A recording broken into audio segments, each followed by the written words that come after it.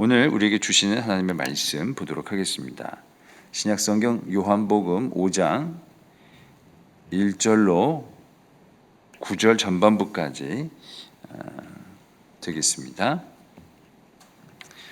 요한복음, 제가 듣고 있는 신약성경 149면과 150면 사이에 있는 요한복음 5장 1절로 9절까지의 말씀, 저희 다 같이 한 목소리로 봉독드리도록 하겠습니다. 그 후에 유대인의 명절이 되어 예수께서 예루살렘에 올라가시니라. 예루살렘에 있는 양문 곁에 히브리 말로 베데스다라 하는 못이 있는데 거기 행각 5이 있고 그 안에 많은 병자, 맹인, 다리 저는 사람, 혈기 마른 사람들이 누워 물의 움직임을 기다리니 이는 천사가 가끔 못에 내려와 물을 움직이게 하는데 움직인 후에 먼저 들어가는 자는 어떤 병에 걸렸든지 낫게 되미로라. 거기 38해 된 병자가 있더라. 예수께서 그 누운 것을 보시고 병이 벌써 오래된 줄 아시고 이르시되 내가 낫고자 하느냐. 병자가 대답하되 주여 물이 움직일 때에 나를 못에 넣어주는 사람이 없어 내가 가는 동안에 다른 사람이 먼저 내려가나이다. 예수께서 이르시되 일어나 내 자리를 들고 걸어가라 하시니 그 사람이 곧 나아서 자리를 들고 걸어가니라. 아멘. 하나님의 말씀입니다. 할렐루야. 오늘 주일 저녁에도 하나님 앞에 나오신 여러분들 모두에게 하나님의 은혜가 충만하시기를 바랍니다. 영국의 신문사 가운데 더 선이라고 하는 신문사가 있다고 합니다. 아마도 발행 부수가 가장 많은 신문사 가운데 하나라고 하는데요. 거기 이런 기사가 실렸었다고 하는 칼럼을 제가 읽어서 한번 가지고 나와봤습니다. 무슨 기사였냐면 인간이 80년을 산다고 가정을 했을 때, 그러니까 우리 인생 전체를 80년이라고 가정을 했을 때 그 중에 우리가 그 시간을 어떻게 사용하고 있느냐 하는 것을 아마도 여러 사람들을 표본으로 조사를 해가지고 그 80년의 시간을 맞춰서 조사를 해가지고 기사를 냈던 것입니다. 거기 살펴보니까 표로 이렇게 정리가 되어 있는데요. 몇 가지만 소개를 드리면 우리가 가장 많이 시간을 사용하는 것은 아무래도 일하는 것이었다고 합니다. 80년 시간 중에 26년은 일하는 시간이었다라는 것이죠. 그 다음으로는 어떤 시간이 가장 많이 사용이 됐을까요? 자는 것이었습니다. 그래도 우리가 하루에 3분의 1 정도는 자는 것이 충분한 잠이라고 하니까 상당히 많은 25년을 우리가 잡니다. 80년 사는 가운데 25년은 잠이라는 것이죠. 밥 먹는 시간도 무려 6년이나 됐습니다. 그런데 조금 충격적인 것은 TV를 보는 시간이 10년, 그리고 전화통 붙들고 있는 시간이 4년. 이거 약간 조금 된 기사여서 스마트폰을 접하고 있는 요즘 시간으로 생각되면 아마 조금 더 몇 년 더 아마 우리가 핸드폰을 붙들고 살고 있지 않은가 하는 생각을 해보게 됩니다. 화내는 시간이 또한 2년. 그런데 여기서 얘기하는 것은 미소 짓는 시간, 웃는 시간, 행복한 시간은 불과 80년 인생 가운데 88일밖에 되지 않는다. 이런 기사를 냈던 적이 있다라는 것이죠. 아마 이 신문은 그 마지막에 이제 좀 방점이 찍혀 있는 것 같아요. 88일. 웃는 시간 그거밖에 안 된다라고 하는 것에 방점을 찍고 88일보다는 더 웃고 살자, 아마 그런 이야기를 얘기하고 싶었던 것일 겁니다. 저는 이제 목사니까 또 그리스도인들에게 하는 말씀이니까 그 시간표를 우리에게 이제 적용을 한다면 여러분은 여러분의 시간을 어떻게 쓰고 계시는가? 특별히 영적인 시간은 여러분의 인생 80년이라고 생각할 때 몇 년을 차지할 수 있을까 하는 질문을 스스로 들여보라고 권하고 싶습니다. 적어도 화내는 시간 2년보다는 많아야겠고 TV 보는 시간보다는 많아야 되지 않겠나 하는 생각을 해보게 되는 것이죠. 그러므로 여러분의 인생이 더욱 의미 있는 시간들로 채워지길 바라고 하나님과 함께 보내는 시간들로 더욱더 충만한 인생이 되시기를 바라는 것입니다. 오늘 말씀에는 38회 된 병자에 관한 이야기가 나옵니다. 신문에서처럼 그의 인생을 시간표로 그린다면 참 안타깝게도 누워있는 시간 38년 이렇게 기록을 해야 될 것입니다. 얼마나 안타까운 일입니까? 우리가 걸리지 않은 코로나에 조심하고 서로를 조심시키기 위해서 지금 2년을 정지된 채로 보내고 있는데 함부로 바깥 출입도 못하게 하는 가운데 있는데 그 2년도 참 너무 답답하고 괴롭고 속상하지 않습니까? 가고 싶은 곳에 마음대로 갈 수 없고 특별히 우리 그리스도인들이 교회에 모이는 것이 이렇게 힘들 수도 있구나라는 것을 2년여 시간 동안 지금 경험하고 있는 중입니다.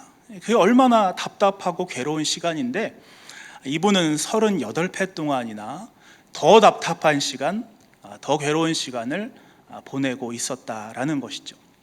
생각만 해도 아찔하고 생각만 해도 숨이 막힙니다. 멈춰버린 시간만큼 괴로운 것이 없죠. 사람이란 조금이라도 뭔가 변화가 있고 조금이라도 지금보다는 더 개선된 삶을 살고 뭔가 지금보다는 조금 더 뭘 배우고 발전하고 하는 삶을 살아갈 때 의미가 있는 것인데 그냥 그 자리에 있어야 된다라고 하는 것은 정말 어떻게 보면 가장 큰 괴로움이지 않을까 하는 생각을 하게 됩니다. 물론 어떤 분들은 유지하는 것만 해도 대단한 것이다라고 말씀을 하기도 하죠. 근데 유지라는 것도 가만 살펴보면 정말 가만히 멈춰 있는 것이 유지가 아닙니다. 유지는 어떤 면에서 조금씩 더 성장하고 있을 때 유지한다라는 것이죠.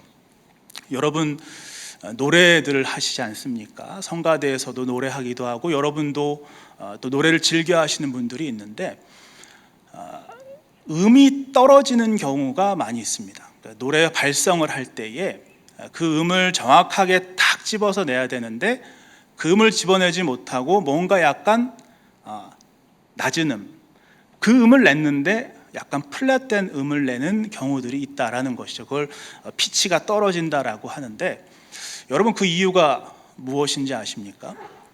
제가 발성하는 전문가는 아니기 때문에 저도 들은 이야기고 저도 배운 것입니다만은 제가 중학교 때 성가대를 했어요. 중학교 때부터 성가대를 했는데 그 성가대 지휘자 선생님 참 열정적인 분이어서 아이들에게 발성 연습도 많이 시키시고 그런 이야기들을 참 많이 지적하시고 혼내셨었습니다.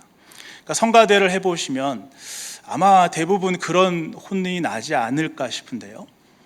피치가 떨어지면 그 음을 냈다고 생각하지만 전체적인 화음이 아름답지 않기 때문에 예민한 지휘자일수록 이 피치 떨어진 것에 대해서 혼을 내고 지적을 하곤 하는 것이죠. 그래서 그분이 이야기하시기를 그 피치가 떨어지는 이유는 너희가 그 음을 내려고 했기 때문이다. 정말 그 음을 내려고 했기 때문에 자꾸 피치가 떨어지는 거다 이런 말씀을 하시더라고요. 무슨 얘기냐면 그 음이 정확하게 그 음이 나려면 그 음보다 더 높은 음을 부른다는 생각으로 약간 상향곡선을 부른다고 생각하면서 힘을 계속해서 밀어 넣어줘야 그 음이 유지가 된다라는 이야기죠. 그래서 그분이 우리를 어떻게 연습을 시키셨냐면요, 어느 날은 바닥에 다 누우라고 하더니 소리를 내라고 하시는 거예요. 누워서 소리가 더 안 날 것 같지만 여러분 선생님이 시키는데 어떻게 합니까? 누워서 노래를 불렀습니다. 그럼 선생님이 가만히 듣고 계시다가 이 피치가 떨어지는 아이들한테 가서 아랫배를 지그시 발로 밟아주시는 거예요. 그러니까 쉽게 얘기해서 펌프질을 하는 겁니다. 강제로 공기가 들어가니까 소리가 더 하고 올라가겠죠. 그러면 그런 느낌으로 소리를 밀어 올려서 이 공기를 쓰는 느낌을 잡아야 된다라는 것을 그렇게 알려 주셨습니다. 그래서 저희 성가대가 꽤 좋은 성적을 노회에서 받았던 걸로 제가 기억을 합니다. 그처럼 여러분, 정말 그 자리에 가만히 있는 것, 정체되어 있는 것은 사실은 가만히 있는 게 아닙니다. 살아있는 것은 가만히 있을 때 유지되지 않습니다. 가만히 있으면 떨어지기 시작합니다. 이 38년 동안 병에 매여서 이 베데스다 행각에 누워있는 이 사람은 유지되고 있는 것이 아니고 사실은 죽어가고 있는 것이죠. 그의 사형태를 한번 보시기 바랍니다. 그가 지금 의지하고 있는 것은 무엇입니까?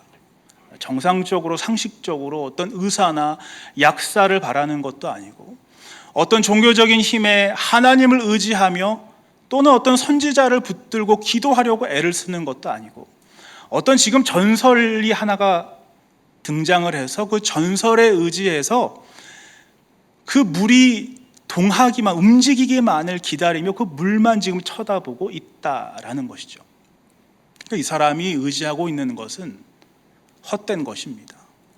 이 사람은 지금 정말 그렇게 될런지 알 수 없는 헛된 전설을 의지하고 그 물 움직이는 것만 바라보고 있는 것이죠. 그의 몸과 마음이 계속해서 바닥을 향해서 나아가는, 정말 죽어가는 상태를 경험하고 있다라고 볼 수 있는 것입니다. 근데 더더군다나 오늘 말씀을 가만 보면 이 말씀의 배경이 양문곁이라고 하는 것을 발견할 수 있습니다. 양문곁의 베데스다 연못에서 일어난 이야기를 오늘 말씀이 그려주고 있는 것이죠. 성전에는 여러 개의 문이 있었는데요, 그 중에 오늘 나오는 문의 이름은 양문입니다. 양들이 드나드는 문이라고 하는 뜻인데 양만 드나드는 것은 아니고 그 양을 가지고 제사를 드리려는 사람들이 주로 다니는 문이었다라는 것이죠. 오늘 그 베데스다 연못처럼 물이 있는 곳이기 때문에 양을 데리고 먼 길에서 와서 양이 지저분해지면 거기서 하나님께 아름답고 순전한 제사를 드리기 위해 양을 씻겨서 그 문을 통해 제사장에게로, 성전 안으로 들어갔다라는 것입니다. 그래서 그런 사람들이 많으니까 거기를 양의 문이라고 부르기 시작했다라는 것이죠. 성지에 실제로 가보면 양문곁 베데스다 연못에 가볼 수가 있습니다. 그 터에 가보고 거기서부터 성전을 향해 걸어가 보면 한 가지 중요한 사실을 발견할 수 있는데, 성전에서 정말 가까운 곳에 있었다라는 사실을 발견할 수 있는 것이죠. 그러니까 여러분, 오늘 이 말씀은요, 성전 가까이에서 일어난 이야기입니다. 성전 가까이에서 일어난 너무나도 안타까운 이야기를 그려내고 있는 것입니다. 성전이라고 하는 그 하나님의 영광이 나타나는 그 아름다운 공간 그 뒤편에 마치 그림자처럼 거기서 38년 그 병에 매여 누워 있으면서 그 물만 쳐다보고 있는 안타까운 상황, 그 상황이 이 공간적인 배경 속에서 찾을 수 있는 더한 안타까움이라는 사실을 깨달을 수 있는 것입니다. 따라서 우리가 이 베데스다의 공간적인 배경을 조금 더 묵상해 보면 이 38년 된 병자의 이야기는 단순히 그 한 사람, 그 한 개인의 불행만 이야기하고 있지 않음을 깨달을 수가 있습니다. 살아계신 하나님의 성전 가장 가까이에서 일어난 일이라는 것, 그리고 결국 이 이야기는 안식일 논쟁으로 이어지는 결코 가볍지 않은 이야기라는 사실을 생각을 해볼 때 이것은 당시 사회의 어떤 문제, 당시에 어떤 그 병자들이 겪고 있는 아픔을 보여주는 조금 더 확대된 이야기라고 생각을 충분히 할 수 있다라는 것입니다. 그럼 도대체 오늘 이 말씀 가운데서 이 양문 곁에 베데스다에서 일어난 이야기에서 우리는 어떤 문제들을 발견할 수 있을까요? 먼저 이 본문 말씀은 당시의 도덕적인 문제를 드러내 보여줍니다. 38년 된 병자가 아마도 그래도 여기서 가장 오래된 사람 중 하나가 아닐까 하는 생각을 우리는 자연스럽게 하게 됩니다. 왜냐하면 예수님께서 그를 보고 오래됐다라고 말씀하셨기 때문에, 예수님께서 이 병자를 찾아온 이유에 대해서 성경이 정확하게 말하고 있지는 않지만 혹시 한 가지 이유가 있다면 오래된 병자이기 때문에 찾아오셨겠구나 하는 생각을 자연스럽게 하게 되는 것이죠. 근데 그가 이토록 여기에 오래 누워 있게 된 이유는 무엇입니까? 거기 정체되어서 거기 머물러 있을 수밖에 없었던 이유는 무엇일까요? 그가 스스로 대답하기에 이렇게 대답합니다. 예수님께서는 네가 낫고자 하느냐라고 물으셨을 뿐인데 그는 자신의 속에 있었던 울분과 섭섭한 감정을 이렇게 이야기를 합니다. 병자가 대답하되 주여 물이 움직일 때에 나를 못에 넣어주는 사람이 없어 내가 가는 동안에 다른 사람이 먼저 내려가나이다. 물이 동했다라는 소식이 들려오거나 보여지면 누구나 할 것 없이 뛰어갔을 것이라는 생각을 할 수 있습니다. 그런데 여러분, 하루 이틀 혹은 한 달, 두 달 그런 사람들이 있었다고 할지라도 지금 여기에 정말 오래된 이 병자를 보고 있노라면 사람들이 좀 해도 너무한 것 아닐까? 우리도 그런 마음은 가질 수 있지만 그런 마음이 있음에도 불구하고 이기적인 마음, 자기밖에 모르는 어떤 그 개인주의적인 마음이 우리 가운데도 있음에도 불구하고 조금 더 괜찮은 세상은 그럼에도 남을 배려하는 세상이 아니겠는가 하는 생각을 하게 된다라는 것이죠. 그런 사회가 도덕적인 사회일 것입니다. 여러분, 우리도 지하철 같은 곳에 타게 되면 노약자석이 있습니다. 임산부석이 있습니다. 같은 돈을 내고 같은 공용시설을 이용하는데도 우리는 어떤 그런 약자를 배려하는 마음을 가지는 것이죠. 지금 이 사회보다는 조금 더 괜찮은 사회라고 생각을 할 수 있을 것입니다. 그런데 여기는 그런 사람이 없었다라는 걸 이야기하고 있는 것이죠. 이 병자와 같이 밥 먹은 사람도 있었을 겁니다. 같이 이야기를 나눈 사람도 있었을 것입니다. 이야기하다 보면 얼마나 오랫동안 고통받았는지, 얼마나 괴로웠는지 구구절절한 이야기들을 하지 않았겠습니까? 그런데 물이 동하면 그런 거 다 소용없어지고 나 먼저 살겠다고, 내가 먼저 고침을 받아야 된다고 그 물로 뛰어 들어가게 됐다라는 것이죠. 그러니까 그를 돕는 사람이 아무도 없었다라는 속상함, 서운함을 예수님께 말하고 있습니다. 이쯤에서 한 번 더 생각을 해보면요, 정말 이 전설이 사실이었을까 하는 생각을 해봅니다. 정말 거기 물이 동하면 누구든지 어떤 병이든지 나을 수 있었을까? 저는 정말 거기가 사실인지 거짓인지는 모르지만 증명하기는 어려웠을 거라고 생각합니다. 왜냐하면 누구든지 뛰어나갔기 때문에 아마도 누가 먼저 들어갔는지 알 수 없는 상황이 펼쳐졌을 것이라는 생각이기 때문입니다. 그렇기 때문에 오랫동안 계속해서 전설로 남아 있는 것이죠. 그 말이 안 되는 것 같지만 성경 말씀에는 실제로 그런 사례가 기록되어 있습니다. 이스라엘 백성들을 치유했던 모세의 놋뱀이 모세 시대를 지나서 히스기야 시대까지 우상으로 섬겨졌던 사례가 있기 때문에 그것이 실제로 고쳐졌는지 못 고치는지를 증명하지 못하는 가운데 그 전설이 계속되고 있을 수 있다라는 것을 깨달을 수 있는 것이죠. 그런 와중에 이 사람들은 그 전설만 의지해서 무한 이기주의, 무한 경쟁, 그와 같은 비도덕적인 사회를 이루는 것이 바로 이 베데스다였다라는 것입니다. 근데 아이러니하게도 베데스다는 번역하면 자비의 집, 은혜의 집이라는 것이죠. 또한 게다가 그곳은 성전 곁에 있었다라는 것입니다. 그러니서 성전에서는 하나님을 찬양하고 하나님의 아름다운 율법이 선포되고 하나님 앞에 영광스러운 제사를 드리는 놀라운 일들이 끊임없이 일어나지만 그 바로 옆에 그 베데스다에서는 나 혼자 살겠다고 앞다투어 물로 뛰어드는 사람들이 있었다라는 것입니다. 또한 거기에는 사회 구조적인 문제도 좀 있었습니다. 오늘 말씀처럼 움직일 수 없는 사람이 일어나서 걷게 된 이야기가 사도행전에도 나오죠. 성전 미문 앞에 두고 구걸하게 했던 나면서부터 걷지 못하던 사람에 관한 이야기가 사도행전에 나오는데 그가 어디 있었는가 가만 생각을 해보니까 미문 앞에 있었다라는 것을 금방 생각해낼 수 있습니다. 그 이야기 따로 생각하면 그냥 그 앞에 있었나 보다라고 생각되지만 항상 왜 이 걷지 못하는 사람들은 미문 앞에 있고 양문 곁에 있었을까 하는 생각을 한 번 더 해보게 되는 것이죠.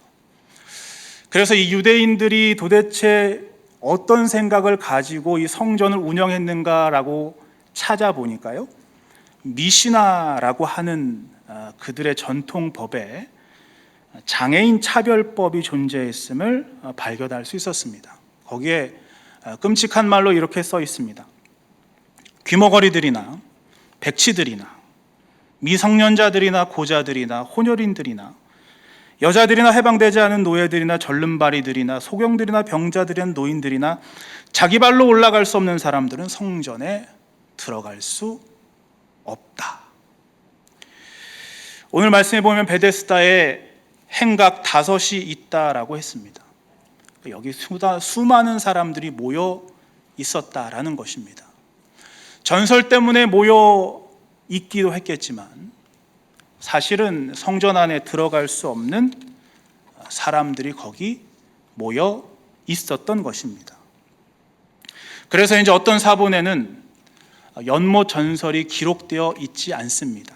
그래서 여러분 성경 말씀 보시면 이상하게 그 연못에 관한 전설이 나온 부분에 괄호가 쳐져 있는 것을 발견하실 수 있을 것입니다. 그것은 성경을 필사해서 돌려보던 여러 가지 사본들 가운데 어떤 사본에는 그 이야기가 기록되어 있고 어떤 사본에는 그 이야기가 기록되지 않았다라는 것을 의미하는 것입니다. 근데 뒤에 이제 이 환자가, 이 38년 된 병자가 자신이 고침을 받지 못한 이유를 기록한 것 때문에 우리 성경에서는 그 이야기를 같이 기록하고 괄호로 표시를 하고 있는 것이죠. 본래 하나님께서는 장애인을 차별하라고 하셨던 것은 아니었습니다. 유대인들의 미시나의 그 근거가 되는 말씀이 레위기 21장 17절에 있는데요, 거기는 이렇게 기록이 되어 있어요.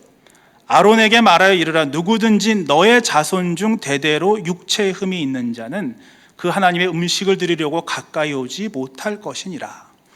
그러니까 하나님께서 원래 말씀하셨을 때는 모든 장애인을 얘기하는 것이 아니고 모든 육체에 어떤 문제가 있는 사람들 얘기하는 것이 아니고 아론의 자손들, 특별히 제사장 일을 해야 되는 사람들에 한해서 구별을 하신 것이지 차별 대우를 한 것은 아니라는 사실을 발견할 수 있게 되는 것이죠. 왜 구별이고 차별 대우가 아니냐면 하나님께서 그들로 하여금 제사장 직무는 수행하지 못하도록 하셨지만 제사장이 누릴 수 있는 모든 권리는 누리도록 성경에 기록되어 있기 때문에 그렇습니다. 사랑이신 하나님께서는 당시의 어떤 사회와 문화적인 배경에 따라서 자신의 그 성전을 직접 섬기는 제사장의 직무는 맡기지 않으셨지만 다른 제사장들과 동일하게 그 음식을 취하고 거기 살 수 있도록 하셨다라는 것이죠. 그런데 시간이 흘러서 이 유대인들의 전통에는, 이 미시나에는 아예 성전 출입을 막고 있는 것입니다. 이 미시나를 성경에 기록된 표현으로 바꾸면 장로들의 전통입니다. 예수님께서 몹시 비판하셨던 바로 그것, 그리고 또한 예수님과 예수님의 제자들을 정결법이라고 하는 문제로 고발하게 만들었던 게 이 장로들의 전통 미시나였는데, 그런 법이 당시에 있었다라는 것을 우리가 알 수 있는 것이죠. 그러니까 그들이 그 베데스다에 모여 있는 것은 구조적인 문제도 있었을 것이다, 이렇게 생각할 수 있는 것입니다. 무엇보다도 오늘 말씀은 그들 가운데 심각한 신앙적인 문제가 있음을 고발하고 있다라는 것을 깨달아야 됩니다. 여러분, 이곳은 양문 곁에 있는 베데스다 연못입니다. 베데스다는 성전 가까이에 있었습니다. 성전에 들어갈 수 없는 구조적인 문제가 있다 하더라도, 거기에 모여있는 사람들이 도덕성이 현저히 떨어진 가운데 있다고 할지라도 여긴 성전 가까이 있었던 연못입니다. 온전히 하나님을 바라보아야 되는 공간이었다라는 것이죠. 솔로몬은 성전을 짓고 이와 같이 축복하며 하나님 앞에 간구하는 기도를 했습니다. 주의 백성이 성전이 있는 쪽을 향하여 여호와께 기도하거든 주는 하늘에서 그들의 기도와 간구를 들으시고 그들의 일을 돌아보옵소서. 여러분, 베데스다 성전 가까이에 있으니 성전이 어느 곳에서보다 잘 보이는 곳이 아니겠습니까? 그 성전 잘 보이는 곳에서 그 지혜로운 솔로몬이 축복하며 성전을 지으며 기도했던 그 기도를 떠올리는 참된 이스라엘 사람이라면 하나님을 바라보았어야 됩니다. 하나님을 의지했어야 됩니다. 그런데 그들은 하나님을 의지하고 있는 것이 아니고 기약 없는 천사가 물을 움직이기만 기다리고 그 불만 멍하니 바라보고 있었다라는 것입니다. 그러니까 이 38년 된 병자의 이야기는 당시 세상이 가지고 있었던 도덕적이고 사회구조적이고 신앙적인 문제를 보여줍니다. 이 38년이라는 오랜 시간은 한 사람이 고통당한 시간일 뿐만 아니라 38년 동안 도무지 변하지 않는 이 세상의 문제를 고발하고 있는 것이죠. 더 안타까운 것은 가만히 따져보니까 2000년 전에 38년도 그렇게 세상에는 문제가 많았습니다만 지금 이 세상에도 그와 같은 문제가 여전히 있구나라는 사실을 깨닫게 해주는 것입니다. 여전히 사람들은 비도덕적이고 여전히 이 세상에는 구조적인 문제가 있고 차별이 있습니다. 복음이 온 세계 열방으로 퍼져나갔지만 하나님을 온전히 바라보는 사람은 여전히 적은 가운데 있는 것이죠. 그와 같은 오랜 정체 속에서 우리 삶의 변화를 하고 싶어도 하지 못하는 그 가운데서 우리는 도대체 어떻게 극복할 수 있을까요? 어떻게 우리 삶의 참된 변화를 이끌어낼 수 있습니까? 사랑하는 성도 여러분, 하나님의 말씀을 보시기 바랍니다. 오늘 이 말씀은 그와 같은 문제와 좌절과 정체 속에서 끝난 것이 아니고 그 다음 그 병자가 일어나서 걸어가는 것으로 끝나는 부분까지 읽었습니다. 거기 놀라운 변화가 일어났다라는 말씀을 드리는 것입니다. 어떻게 그런 변화가 일어났습니까? 어떻게 그가 38년이나 된 병에서 놓여서 그 병을 극복하고 자리를 박차고 일어날 수 있었습니까? 옆에 있는 사람들이 안식일에도 움직이면 위법이야 라고 외치는데도 나를 낫게 한 사람이 걸어가라 그랬어 라고 당당히 이야기하며 그가 걸어갈 수 있었던 그 변화는 도대체 어디에서 나타난 것입니까?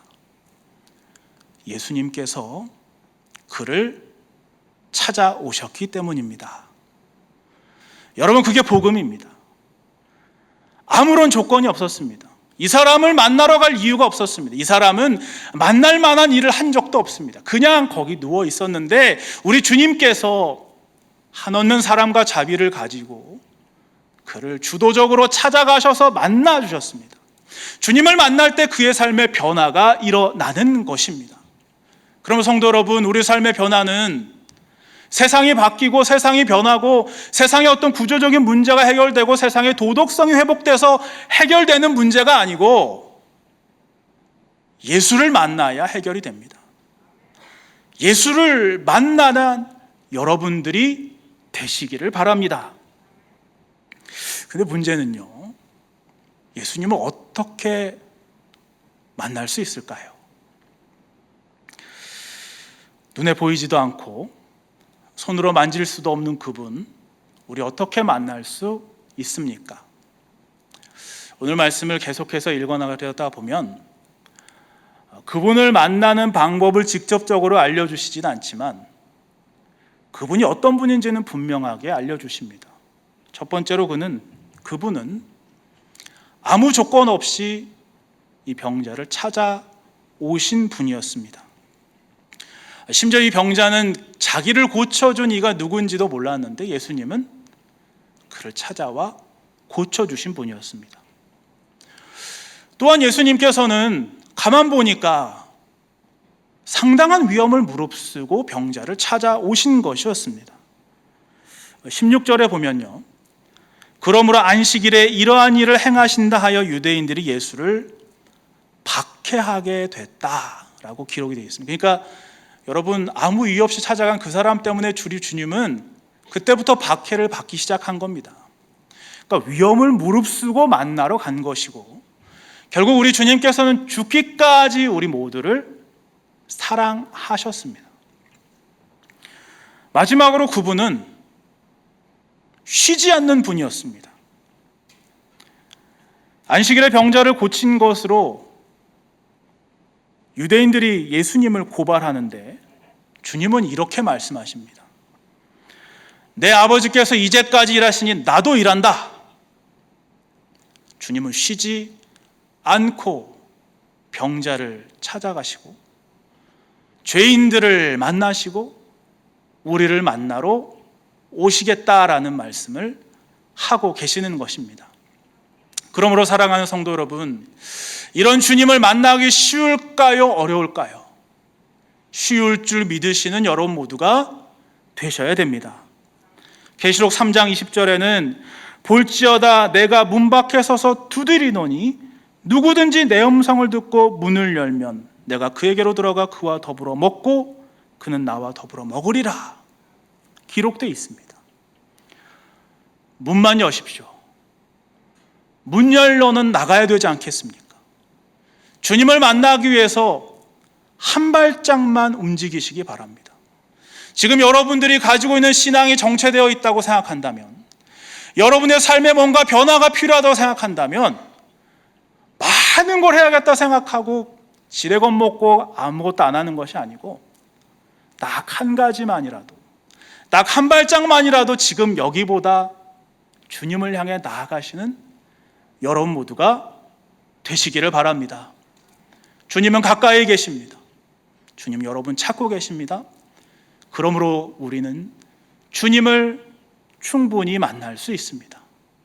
모두가 주님을 만나서 이 삶을 변화시키고 여러분의 정체된 신앙과 삶에 놀라운 변화를 맛보시는 우리 청원의 모든 성도들이 되시기를 축원합니다. 우리 이 시간에 같이 기도할 텐데요. 오늘 예배를 위해서 애써주신 모든 분들, 우리 찬양팀 너무나 감사드리고, 또 함께 이렇게 시간을 지켜서 함께 예배하는 여러분 모두도 하나님의 은혜가 있을 줄로 믿습니다. 우리 같이 한번 기도하도록 하겠습니다.